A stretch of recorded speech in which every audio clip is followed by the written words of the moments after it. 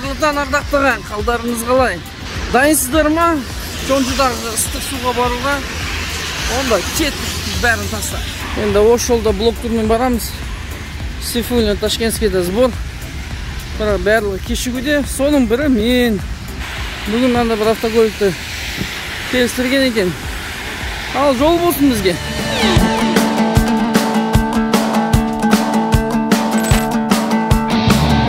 Әскери КамАЗ келіп, тіреліп қалған КамАЗларды шығаруда. Кейін жолдашады. Аз қалды. Жаркентке примерно бір 2 сағаттық жол қалды. Ынталы ауылынан өтіп бара жатыр. Қызыға жаңа перевал.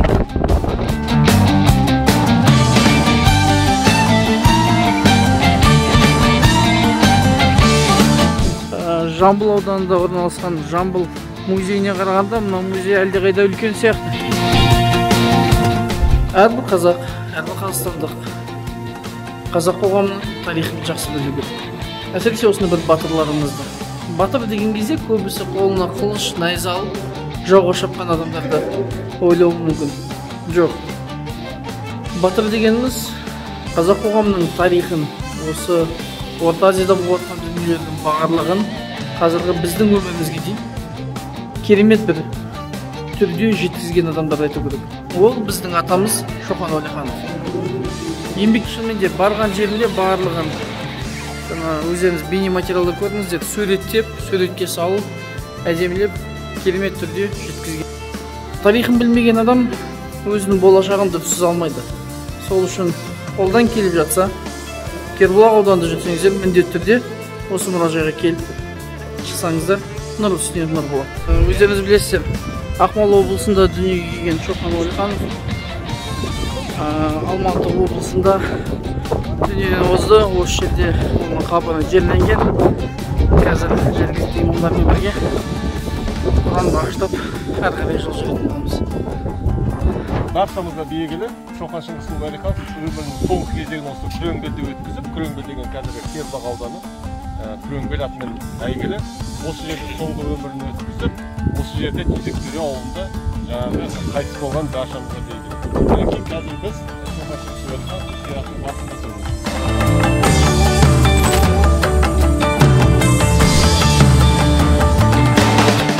Міне ардақты ағайын, Абылай ханның шөбересі, біздің атамыз Шоқан Уәлихановтың жерленген қабіріне Құран оқып шығып келе жатыр.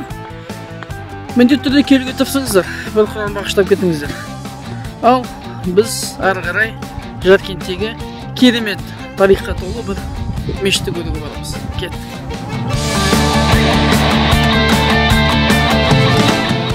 Біз Жаркент қаласына келдік. Жаркенттегі ең маңызды жерлердің бірі, енді Қарбос, сауда ауданы, бірақ тарихи тұрғыдан ең қызық жер бұл осы жердегі 700 жылдардан бері келе жатқан мешіт.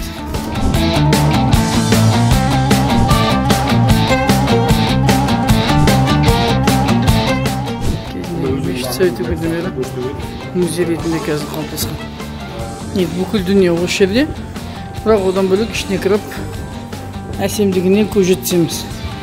Бұл жердің ең маңызды фишкасы бұл музейдің бірде-бір шеге шуруп қолданылмаған. Мынау квадратураны көріп отырсыздар ғой, бұл нені білдіреді? Демек, ерте заманда да бұл жерде шынымен көптеген адамдар дінге жақын, исламитке жақын болған және құлшылық ғибадатта бірге жиналған кезде, жамағат болып, көп топ-топ болып жиналатын болған.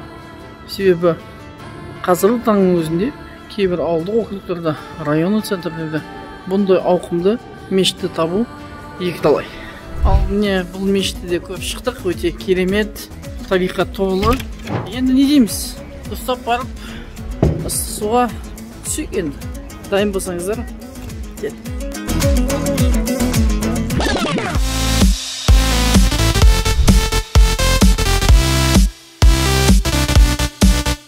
Ашын, бассейн керемет негізінде. Түсем десең де, ойнайым десең де, болашағымен демалам десең де. Негізінде бұл тек қана бір комплекс, онда комплекстер өте көп.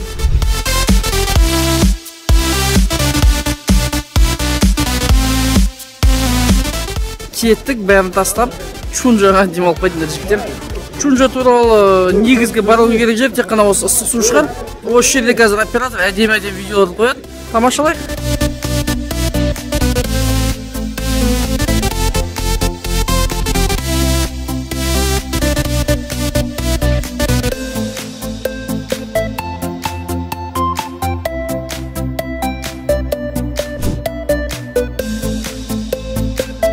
Так, бұл жердің бір кереметі мен түсінгенім бойынша. Ол түнгі уақытта суға түсу. Сөзбен айтып жете алмайсыз, тек қана эмоция.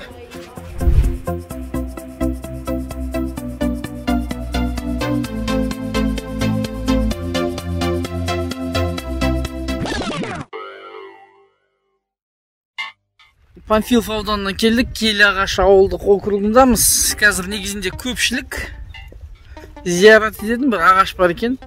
7 адам құшақтаса ғана күші жетеді екен. Енді неше түрлі ойларын, ниеттерін айтып, енді кішігірім шірк негізінде. Амалдар ниеттерге байланысты, сол үшін ниеттерін түзеп отырыңыздар әрдайым. Ал кеттік.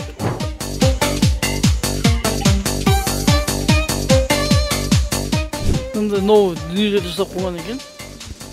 Туристерге арнап. Талғардан келген бауырымыз бар, тоже блогер. Күшті бір қызық нюансты айтып отыр. Байқасаңыз, ағаштардың барлығы бір келгі солға қарай, как будто шашын тараған сияқты майысып тұр. Әдейі істеген бе екен, әлде бұл табиғаттың бір өзінше бір сыры ма екен?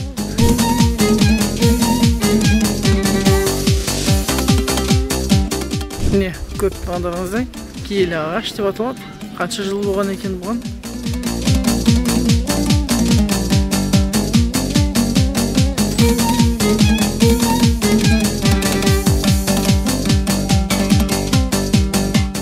Енді негізін туризмнің, ішкі туризмнің дамуы мақсатында осында бір атаулар берген сияқты. Мысалға бағашар дейді.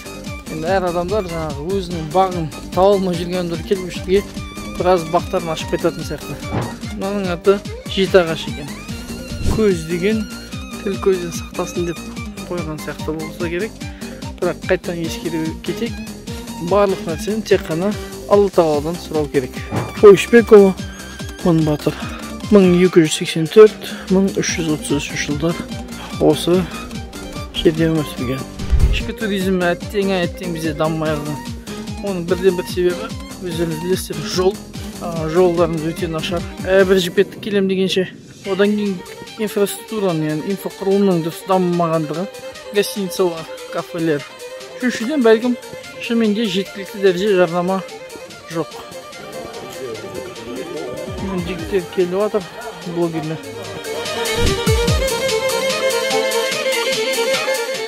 Ағайындылар. Неге дейсіздер оған? Қарап отырсаңыздар. Менің пайымдауымша. Бірге өсіп шыққан ағаштар. Артын көрдіңіз бе? Арты вообще керемет. Кәдімгідей бір шарын шатқалының немесе бастауы, немесе аяғы. Өте маңызды дүние, негізінде ішкі туризм дамуы үшін әртүрлі осындай бір фишкілер табу керек ше. Яғни сіз мына ағаштан өтуіңіз керек, ниет етуіңіз керек, бір ойлануыңыз керек дегендей. Адамдар шынымен келеді осыған.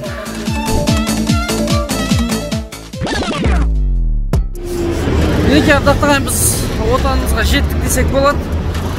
Енді көптеген бір дүниелерді сіздерге айтып жете алмаған болса, кешірім сұраймыз. Пікірде міндетті түрде өздеріңіз ойларыңызды қалдырыңыздар. Және достарыңызбен бөлісуді ұмытпаңыздар. Келесі кезекте қай ауылға барамыз, қай ауданға барамыз, оны бір Алланың өзі шеше жазар.